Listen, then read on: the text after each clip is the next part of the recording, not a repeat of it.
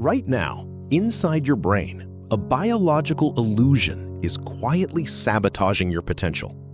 You sit down with a complex textbook, a lecture, or a technical tutorial. Your eyes scan the words, you nod along as the instructor speaks, and a comforting sensation washes over you. You tell yourself that you understand. It makes sense.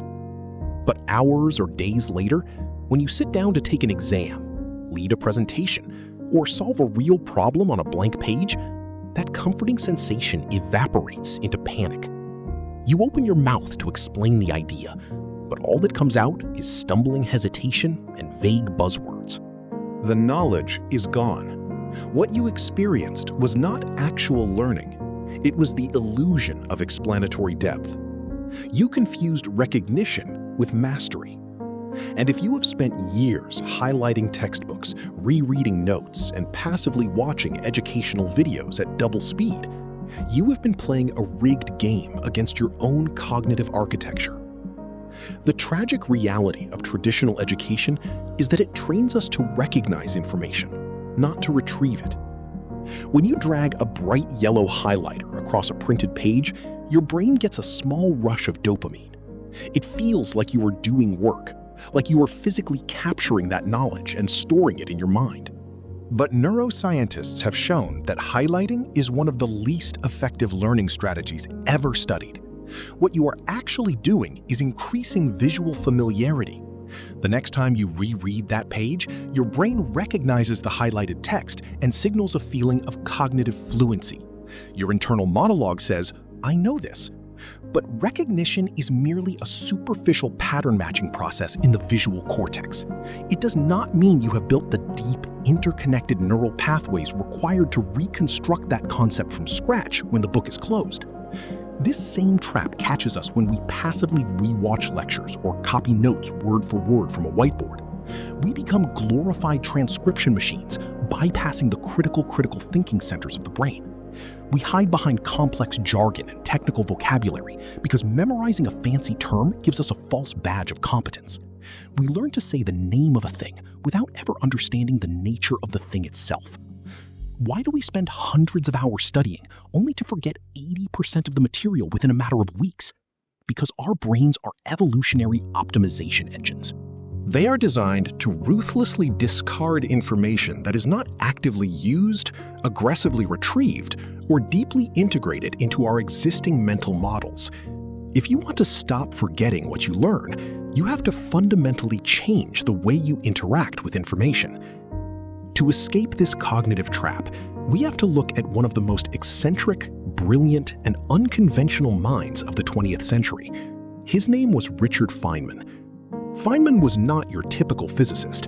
He was a Nobel Prize winner who helped develop the atomic bomb, but he was also a bongo-playing rebel, a professional safecracker, and a man who utterly despised academic pretension.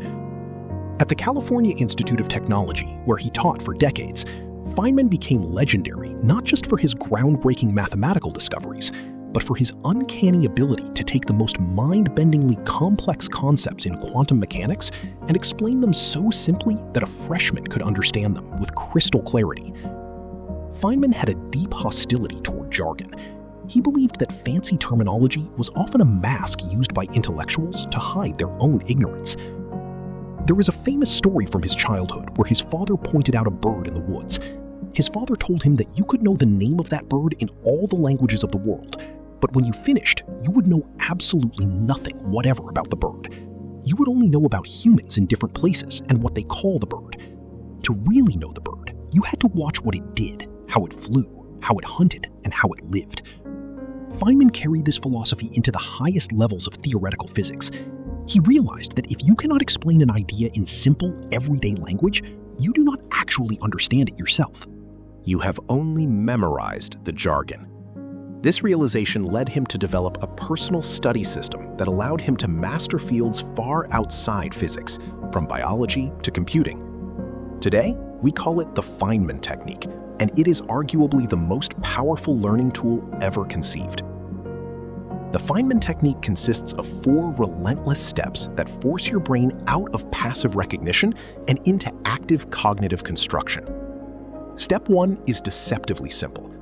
You take a blank sheet of paper and write the name of the concept you want to master at the very top. It does not matter if it is a mathematical theorem, an economic model, a coding algorithm, or a medical procedure. Writing the title at the top of a blank page is a moment of truth. You are stepping away from the comforting safety net of your textbook and facing the reality of what is actually stored inside your head. Step 2 is where the magic happens.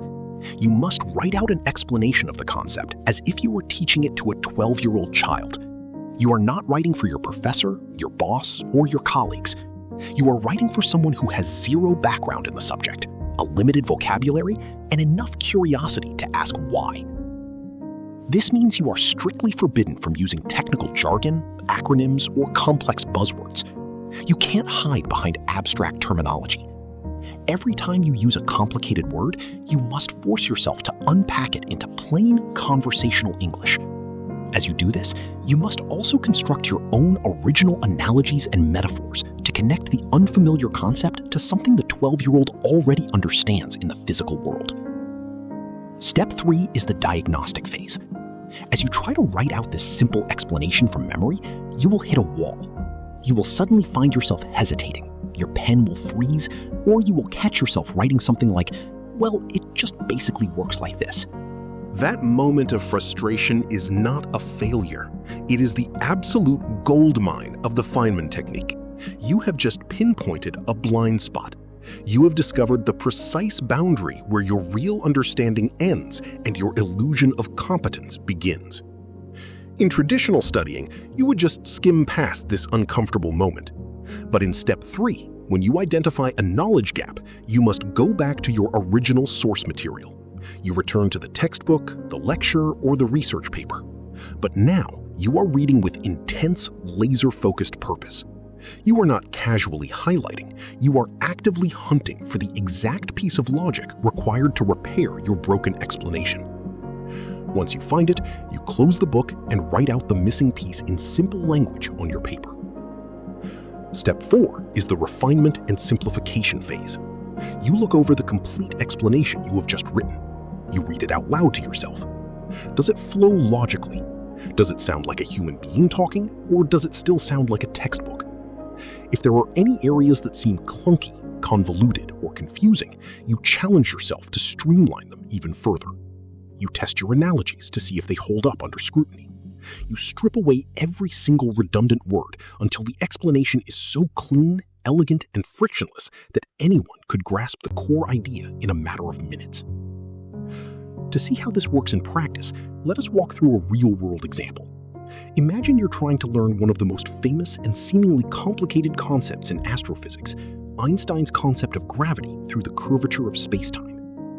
If you ask a typical student to explain gravity using traditional memorization, they will likely rattle off a rehearsed definition about gravitational fields, mass attraction, and mathematical equations. But if you ask them what spacetime actually is, or why mass attracts mass, they will quickly stumble into silence.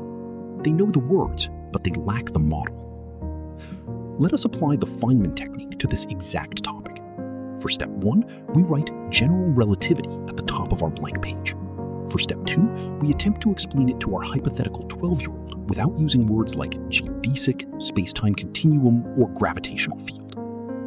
We start by asking, what is space? In everyday life, we think of space as an empty, invisible box where things exist. But Einstein realized that space and time are actually linked together like a real physical fabric. So how do we explain this fabric without sounding like a sci-fi movie? We use an analogy. Imagine 4 friends holding the corners of a large, tightly stretched bedsheet. That flat sheet represents our universe when there is nothing inside it. Now, imagine someone drops a heavy bowling ball right into the center of that bedsheet. What happens? The marble is simply following the natural curves of the fabric. That is what gravity actually is. It is not an invisible force pulling things through empty space. It is objects following the curved geometry of space created by heavy masses. During step 3 of our example, maybe we realize we cannot explain why the marble doesn't just crash directly into the bowling ball immediately. That is our knowledge gap. We go back to our physics notes, and discover the role of forward velocity and inertia. We close the notes and add a simple line to our story. The marble is rolling sideways fast enough that as it falls toward the dip keeps curving away beneath it, allowing it to stay in a steady orbit instead of crashing. By step 4, we have transformed a daunting, abstract piece of 20th century physics into a vivid, unforgettable mental movie about a bedsheet, a bowling ball, and a rolling marble. You have not just memorized relativity, you have internalized its fundamental mechanics. Why does this deceptively simple process feel so mentally exhausting, and why does it produce such miraculous retention? When we look at the neuroscience and cognitive psychology behind the Feynman technique, we find that it engages a powerful combination of scientifically proven learning mechanisms. First, it exploits the testing effect through active recall. By forcing yourself to write from a blank page without looking at your notes, you are firing up the hippocampus and compelling your brain to reconstruct memory traces from scratch. Neuroimaging studies show that the very act of struggling to retrieve a memory physically thickens the myelin sheath around your neurons, strengthening the synaptic connections and signaling to your brain that this information is vital for long-term survival. Second, the technique leverages the generation effect. Human beings remember information much better when they actively generate it themselves, rather than passively receiving it from an external source. When you translate a concept into your own words and invent your own analogies, you are engaging in semantic encoding. You are taking isolated abstract facts and weaving them directly into the pre-existing web of knowledge already stored in your cerebral cortex. You are attaching new ideas to old memories, making the new information infinitely easier to retrieve in the future. Third, step 3 of the Feynman technique triggers high-level metacognition, which is the ability to monitor and evaluate your own cognitive processes. Most students fail exams because they suffer from the Dunning-Kruger effect. They are completely unaware of what they do not know until it is too late. The Feynman technique acts as a cognitive mirror. It ruthlessly exposes your weaknesses in a low-stakes environment, allowing you to repair your neural frameworks before you step into a high-pressure situation. And finally, by framing the exercise as teaching another person, you activate the protégé effect. Psychological research demonstrates that when we learn with the intention of teaching someone else, our brains instinctively organize the material more logically, pay closer attention to structural details, and retain the information significantly longer than if we were studying solely for ourselves. Despite its simplicity, many people stumble when they first attempt to implement this method because they fall into predictable traps. The most common mistake is cheating on the language constraint. People will start explaining a concept, hit a difficult idea, and unconsciously slip a technical buzzword back into their explanation to gloss over that uncomfortable, brain-straining friction you feel when trying to remember how a process works is precisely the physiological sensation of your brain growing neural pathways. Do not rob yourself of that growth by glancing at the answers too early. And finally, do not make the mistake of doing this entirely inside your head. You cannot simply think your way through the Feynman technique. Our internal thoughts are notoriously fragmented, abstract, and forgiving of gaps. When you force your hand to write the words on paper, or when you speak the explanation out loud into a voice recorder, you force your brain to structure its linear logic. The physical act of expression is what solidifies the mastery. The beauty of the Feynman technique is its absolute universality. It is not confined to science or mathematics. In software engineering, top programmers use this approach to debug complex code and master new programming languages by explaining abstract algorithms in terms of everyday organizational tasks. In medical school, where students drown in an ocean of anatomical memorization, the highest achievers use Feynman's method to turn dense biochemical cascades into clear, logical stories about cellular supply chains and physiological cause and effect. In the business world, entrepreneurs use it to refine their value propositions, realizing that if they cannot explain their startup's business model to an outsider in 60 seconds without using corporate buzzwords, their strategy is fundamentally flawed. Even in language learning, public speaking, and legal studies, the ability to strip away complexity and rebuild ideas from first principles gives you an unfair competitive advantage in any room you enter. True intellectual superiority does not sound like a confusing textbook. It sounds like clarity. It sounds like simplicity. Richard Feynman proved to the world that the deepest thinkers are not the ones who make simple things sound complicated. They are the ones who make complicated things seem beautifully, effortlessly simple. You have spent enough time playing the passive learning game. You have spent enough time highlighting words you do not truly understand and watching your time drain away without permanent results. Your challenge begins today. Take a single sheet of blank paper. Choose one topic from your studies, your career, or your daily life that has always felt intimidating, confusing, or just out of reach. Write the name of that topic at the top of the page, put your books away, and begin to teach it to a 12-year-old child. Embrace the struggle when you hit a wall. Hunt down your blind spots with relentless curiosity, and refine your words until the truth shines through. Stop trying to memorize the names of the birds and start learning how they fly.